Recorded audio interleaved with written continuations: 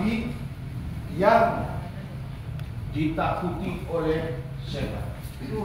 Ini sahabat Nabi namanya Umar bin Khattab, ini ditakuti oleh setan. Kalau dia jalan tuh setan udah pada kali kabur, tunggang langgang duluan. Awas, ada Umar, awas ada Umar. Apa amalannya? Udah pernah saya kasih baik di sini maupun di Majlis Taklim, Nurul Iman. Tinggal ngamalin doang. Lupa ada itu udah pernah saya kasih. Akan ditakuti oleh setan. Itu amalan daripada Umar bin Khattab radhiyallahu anhu. Kemudian Umar bin Khattab radhiyallahu anhu ini karena dia tahu ada, kata dia, anak keturunan setan itu ada 9. Wah, anak keturunan setan ada 9. Berarti ini judulnya apa Pak Ustaz? Anak keturunan setan. Dari Sayyidina Umar radhiyallahu anhu, ya, judulnya anak keturunan setan. Biasa aja kali Pak. Setannya jangan menunjuk ngeliat kayak ibu-ibu. Yang pertama nih, anak keturunan setan itu yang pertama namanya Jalaitun. Namanya Jalaitun, dia punya nama, namanya Jalaitun atau Jalalangul.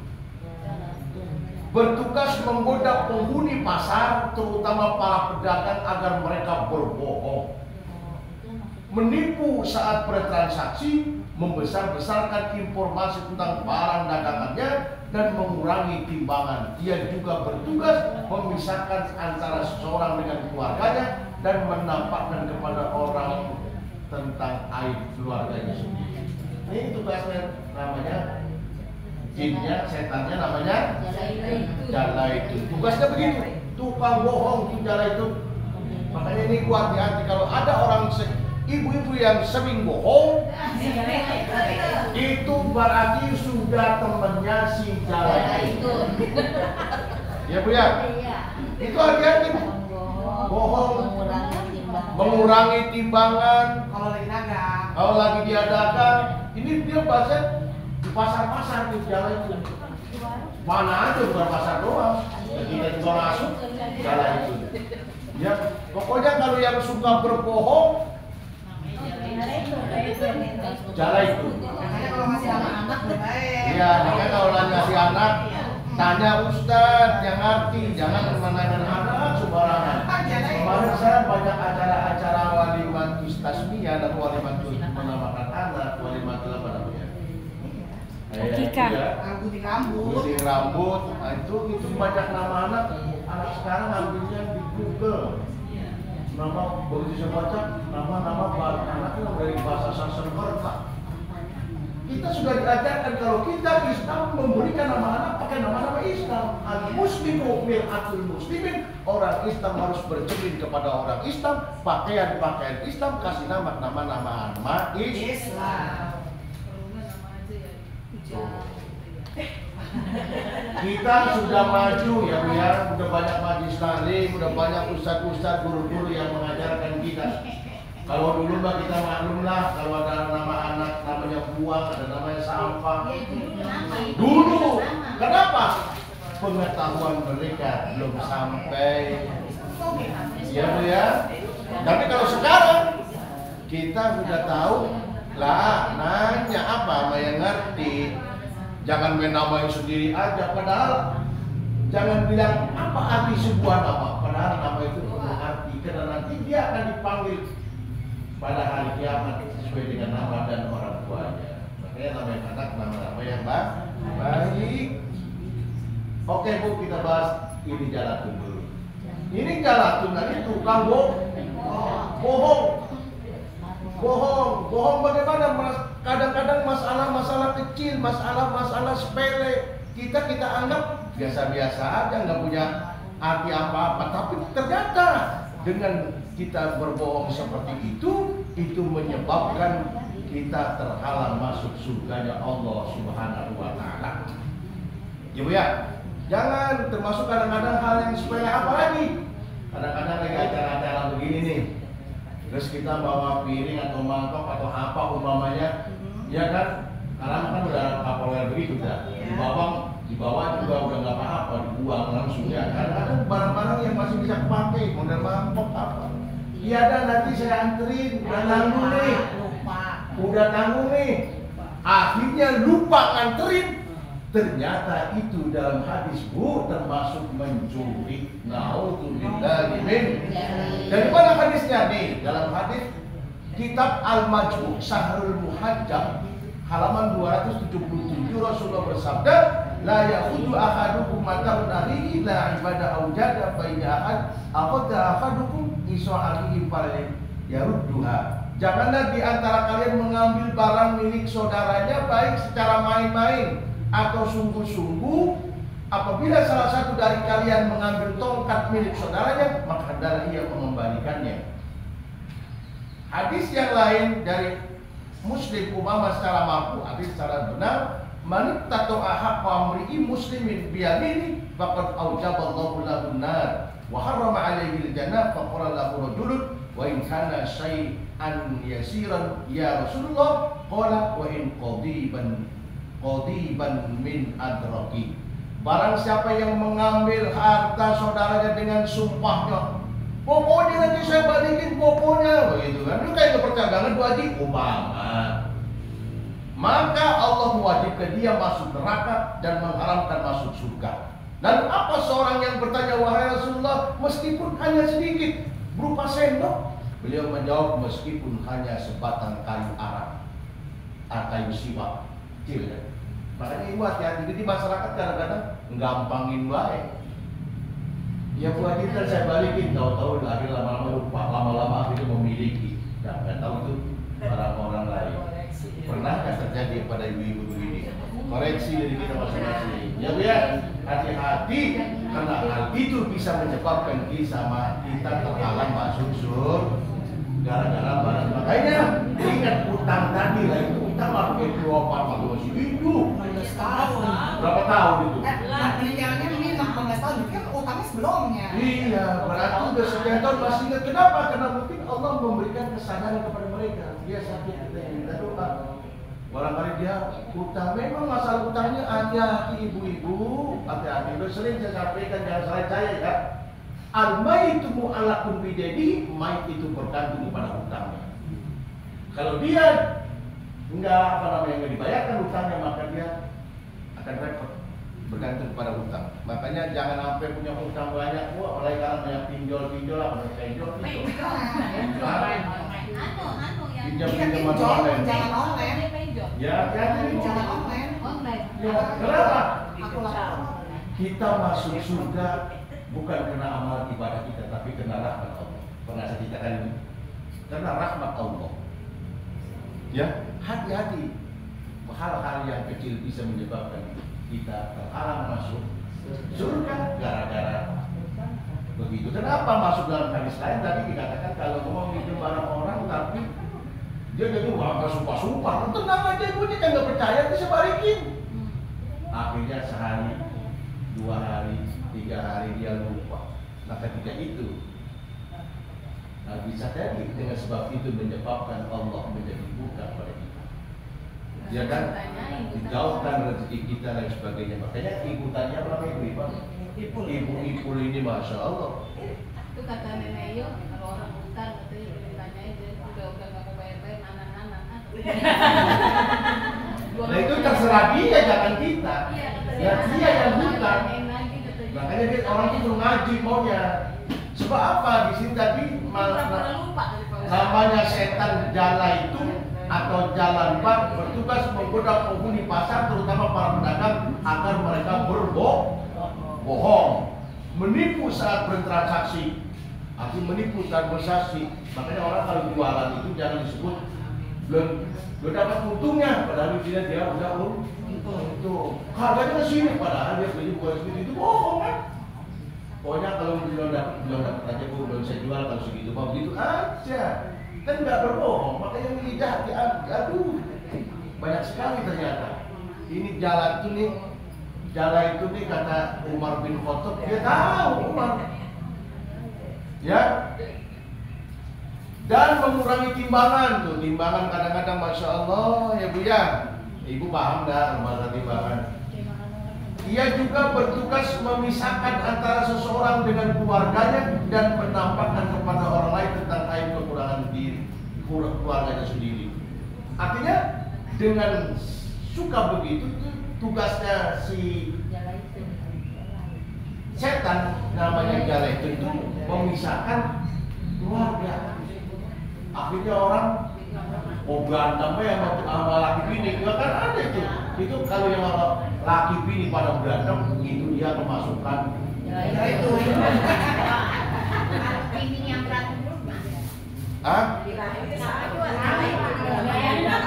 Ya iya, makanya kan kemarin udah saya kasih tahu waktu bulan yang minggu-minggu yang lalu saya pernah kasih tahu ketika amarah itu sampai kepada ibu, berarti dalam ibu udah ada setan. Nah ketika itu apa kata Rasulullah? Kalau suami lagi naik darah, emosi mulai, ibu perlu untuk meredam. Karena meredam emosi dalam tubuh adalah caranya untuk diademin. Paham kamu? Saya hati-hati ya kaitan dengan barang. Ya Bu, padahal aspek itu saya kompetisi. Ya, tapi dengan sebab itu Allah Maha Tahu. Dengan sebab itu bisa masuk neraka. Sebaliknya ada orang yang bisa masuk. Dulu pernah saya ceritakan di masjid ini kalau nggak salah, masuk surga gara-gara lalat ada. Ya Ibu ya pernah saya sebut. Tapi kalau saya ceritakan banyak lagi waktunya. Ibu kita lanjut aja. Mungkin udah pernah paham. Jadi yang pertama itu namanya keturunan setan. Ada 9, satu namanya jalaitun. Kerjanya seperti tadi ya, seorang berantem dengan rumah tangganya itu jalaitun masuk. Yang kedua namanya watsin, bertugas menggoda seseorang saat ditimpa musibah agar menjauhi kesabaran dalam menghadapinya. Itu namanya wasin, bertugas menggoda saat ditimpa musibah. Orang kalau kena musibah dianjurkan untuk apa? Wa basyiri sabirin, bersabarlah. Ya kan, dengan musibah itu kalau sabar dia akan mendapat pahala. Sebaliknya kalau dia tidak sabar berarti bukan. Innallaha ma'as, Allah bersama orang-orang yang sabar. Man sabara jafar, siapa yang sabar pasti beruntung. As-sabru yu'inu ala kulli amalin, kesabaran menolong semua pekerjaan. Orang sabar melakukan satu hal, dia sabar akhirnya jadi dengan bagus, dengan baik, dengan selamat. Tapi kalau dia tidak sabar, ke pasar Tabun main buru-buru nih, gua nyampe kena ada pudungan gua tinggalan. Nanti udah aja pudungan tinggalan bareng kakak. Ya. Apa di jalan tukang singkong kali ya? Umpama, iya kan? Ada kan begitu ya? Jaket bukan ketinggalan kan? Jaket dia pakai, lemah. Makan bakso ketinggalan, ya. Nah kenapa? Ya kan? Nah kita akhir buru-buru, nggak sabar. Mau jalan mungkin masih ada. Berjalan buru-buru, nggak perhitungan perjalanan, dalam kita telah. Makanya lebih cepat mana? 10 menit sampai ke rumah sakit daripada 20 menit sampai di tempat tujuan. Pilih mana? 20 menit. Biar yang bagus menurut saya cepat ya selamat. Betul nggak? Itu sering disampaikan. Yang kedua yang udah vaksin namanya Ibu ya. Kemudian yang ketiga namanya lakus. Lakus ini bertugas menggoda seseorang agar merasa was-was saat bersuci dan saat sholat. Ia juga disebut setan kaum majusi. Namanya lakus. Kalau kita lagi ambil wudhu, was-was tadi betul. Belum baca doa apa ya? Waduh, lakus. Tugasnya lakus. Begitu. Yang kedua vaksin. Ya, tanya aja nggak apa-apa kalau Vaksin apa vaksin? vaksin, W-A-T-S-I-N, vaksin. Bukan pakai K. Bukan. Pakai Vaksin. Vaksin. Itu yang kedua ya. Tugasnya menggoda orang saat ditimpa musibah. Yang ketiga namanya lakus. Lakus bertugas menggoda seorang agar merasa was-was saat bersuci dan saat sholat. Dia juga disebut setan kaum Majusi. Namanya lakus. Ini tuh menggoda, ini kerjaan dia nih. Bikin orang was-was. Ya kan? Ini tadi gua baca doa nggak ya? Wudu pengen kocok baca doa kan?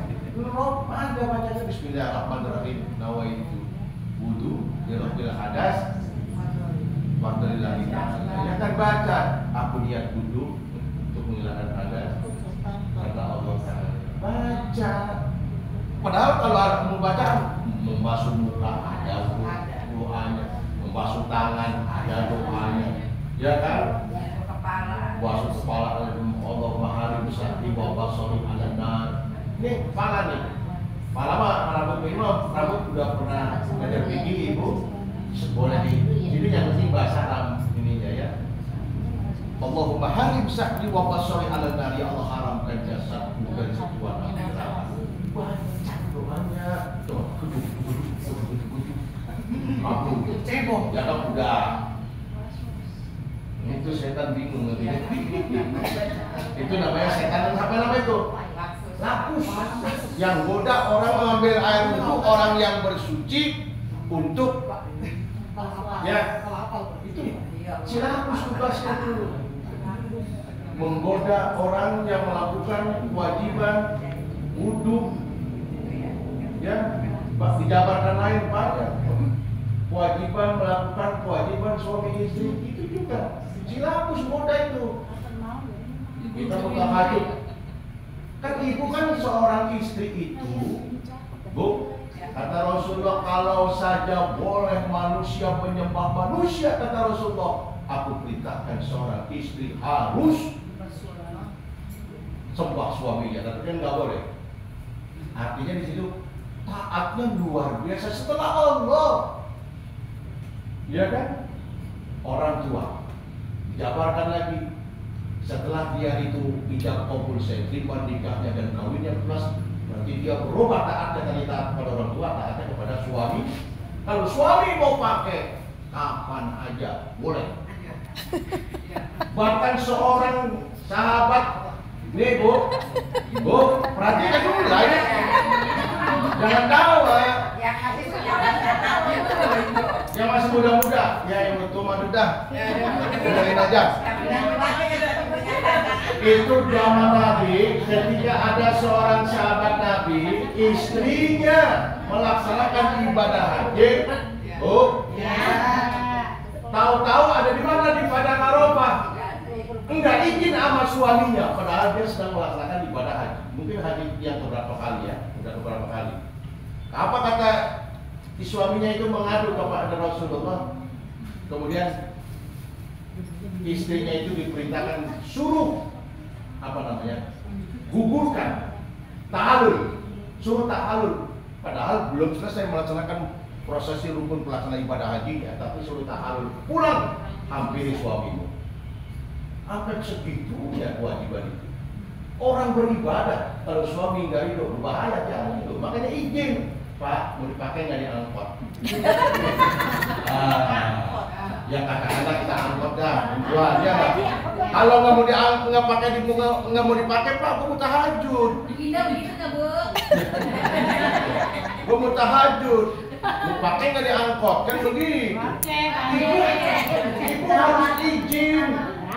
Jangan ntar, gue mau tahajud suami. Pengen setan suami, bukan setan suami. Ini kewajiban yang setan ibunya karena melanggar perintah Allah untuk mentaati kepada suami.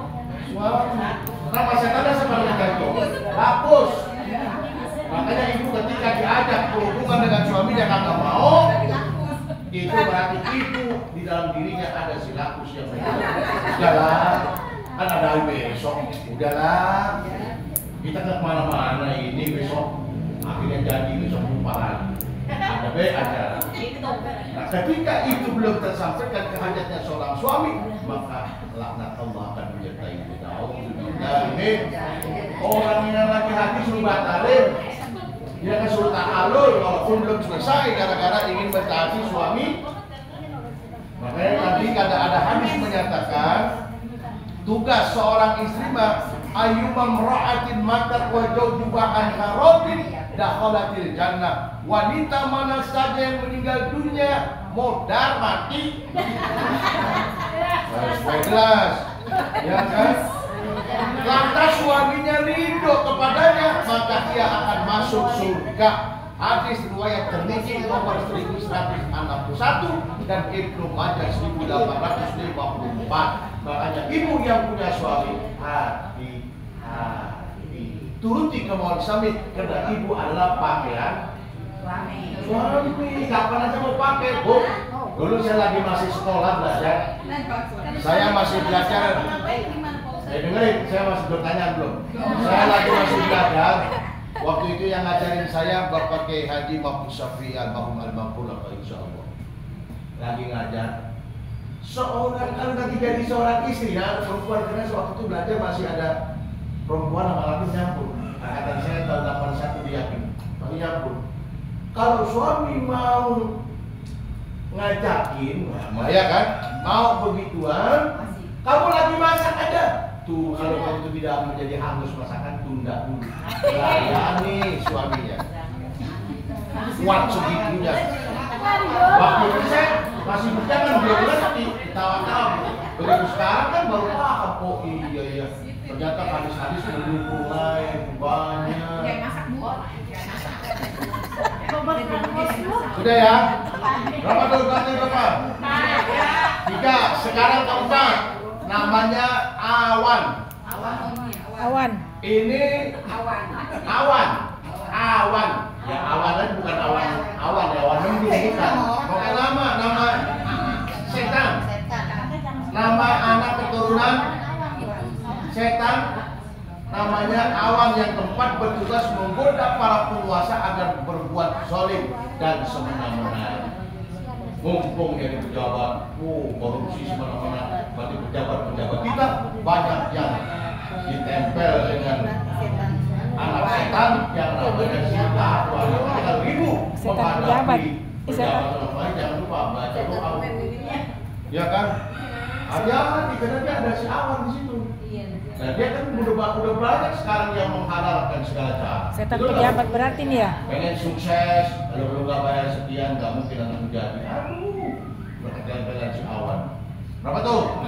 4. Berarti setan pejabat ini ya? Hah? Setan pejabat. Setan pejabat itu bisa dimasukkan setan. Pejabat yang kagak jujur masuk kategori. Iya.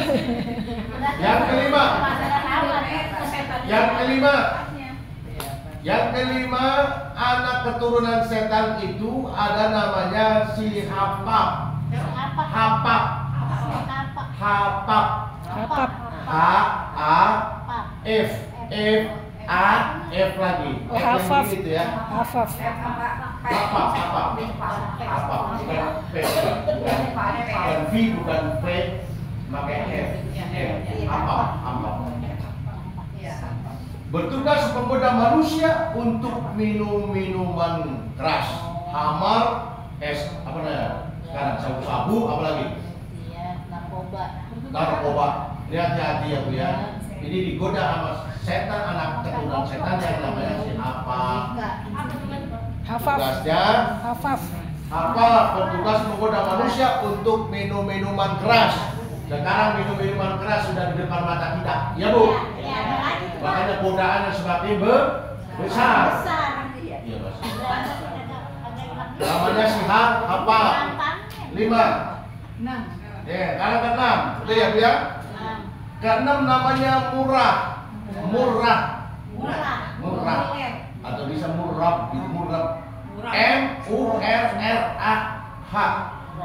Murah.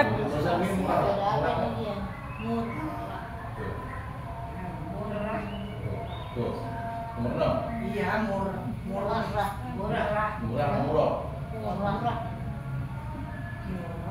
Murah kan? Murah. Iya. Murah. 2 R-nya double. Ya, R-nya 2 ya. Yang ke-6 ini ada keseluruhan setan bertugas menggoda manusia untuk bermain seruling musik. seluring kan indah ya. Apalagi kalau di tengah-tengah sawah itu serulingnya indah, kemudian ada timbel sama itu makan enak juga ya. Kita kan mendayu-dayu terdengar suling, makanya ada banyak ulama mengatakan bahwa musik ada yang bilang haram. Tapi itu tergantung niat. Kita rumah irama itu banyak orang yang ya mengamalkan lagunya duit. Itu para pengamen yang ngomongnya enjes-enjes, ya kan? Gara-gara lagu menyanyi Tahu Pak ya? ya kan? Kalau kita aja kakinya, Terus nah gitu kan? Hati-hati. Ada lagu lama juga yang pernah dinyanyikan di rumah satu waktu itu ketika saya naik. Terus waktu menyanyikan jadi apa dia bilang? Rasa cinta. Dibilang laki-laki. Gayanya perempuan. Rasa cinta. Keluar pembantunya. Gak ada orangnya. Dia bilang pasti ada. Mungkin gak ada orangnya pasti ada gimana? Bisa orang yang gak ada itu pasti ada. Orang yang nggak ada belum pulang kerja, perasaanku tadi ada. Pakai perasaan, doanya sudah disentuh aja udah. Dulu saya pernah nyaksiin di Rumnas tuh, turun dari bis kota, waktu zaman itu bis kota waktu itu, Maesari Bu, ingat nggak tahun 86 sekian ya?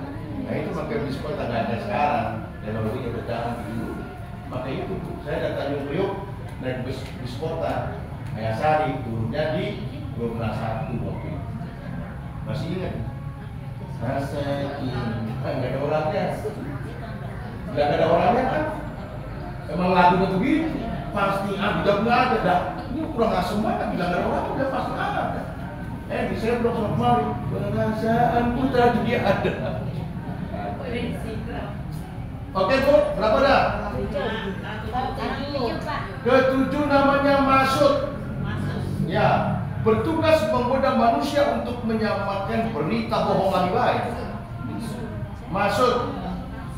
MASUTH. Maksud.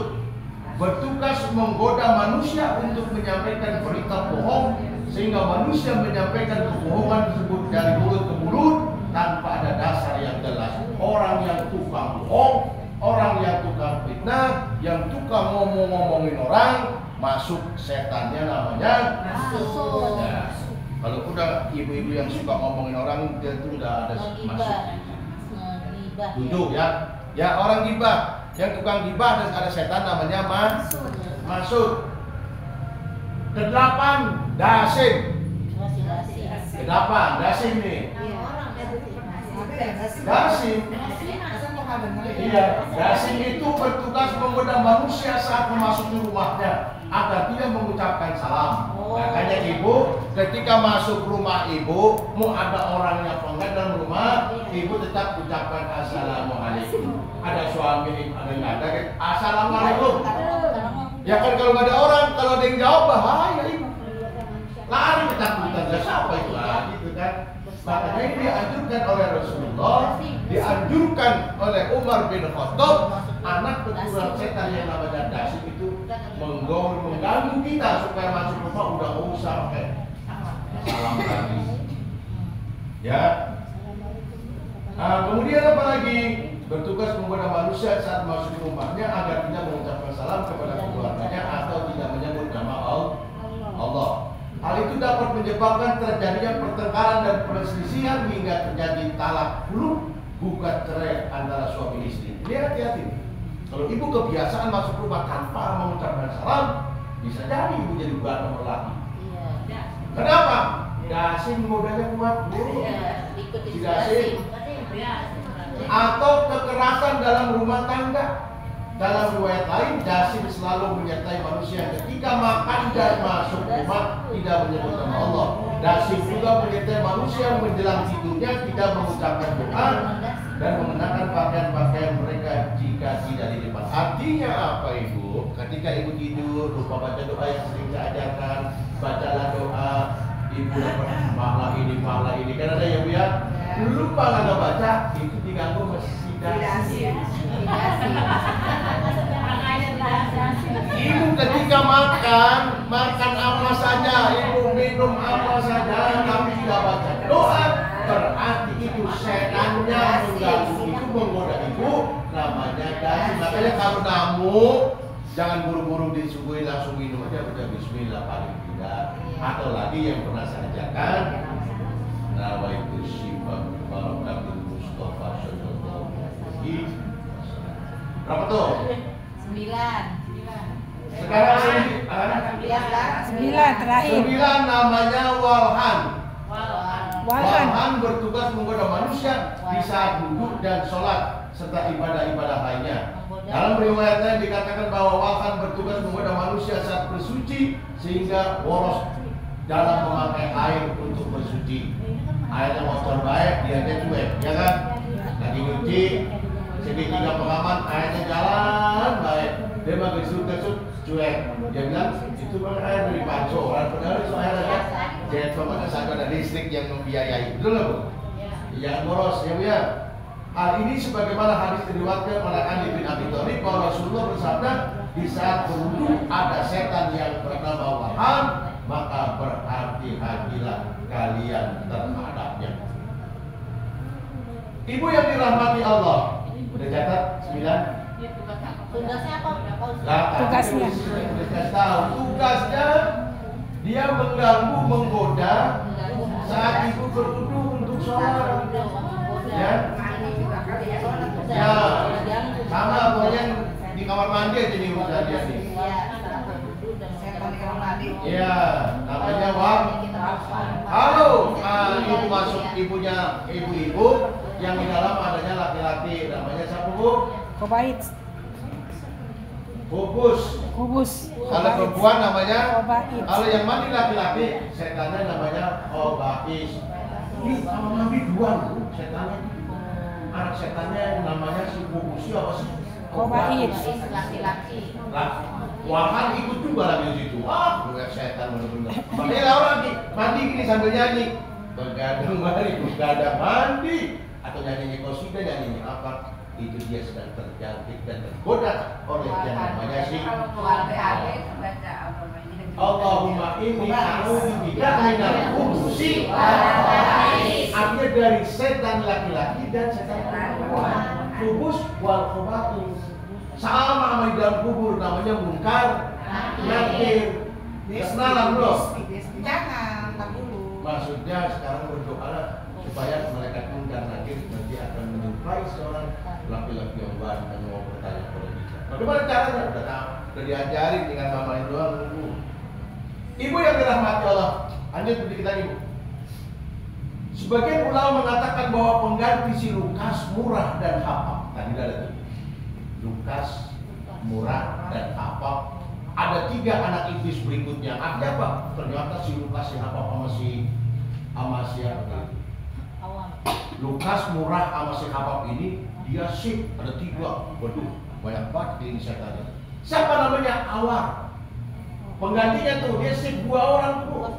Jinnya, anak jinnya. Si Awar bertugas menggoda manusia untuk melakukan perzinahan. Makanya kalau orang-orang yang melakukan perzinahan, ya kan, itu namanya setannya Awar. Ia meniup kemaluan laki-laki dan meniup pantat perempuan. Laki-laki kemaluannya ditiup-tiup supaya nafsu melihat pantat perempuan yang sedang dianuari sama setan. Jadi bergoyang suruh jalan kan egal itu. Makanya timbul perzinahan itu. Karena gangguan syaitan. Ganggu setan namanya Awar. Itu si setan yang namanya si Awar. Si Awar itu ternyata. Si Awan. Awar. Iya. Awar. Awar. Ini masih sifat Awar. Ini sekarang ini. Awar bertugas menggoda manusia untuk melakukan perzinahan. Ia meniup kemaluan laki-laki dan meniup juga pantat perempuan. Pantat perempuan ketika dilihat laki-laki terkesan ego sono ya. Makanya kenapa Muslim umat Islam dianjurkan kalau ibu-ibu muslimah pakai bajunya, nah, supaya tidak berbentuknya nggak nampak. Aja nih dia. Udah ya. Ibu masih ada lagi namanya wasnan ketiga abjad. Nanti kita lanjutkan. Ya karena waktu sudah habis. Sekarang dicukupkan aja sampai di sekian. Ini dulu karena udah asar. Mudah-mudahan apa yang disampaikan ini bermanfaat. Dan selanjutnya mudah-mudahan kita termasuk orang-orang yang terlindung daripada gangguan setan yang terkutuk. Amin. Al-Fatihah. Alhamdulillah.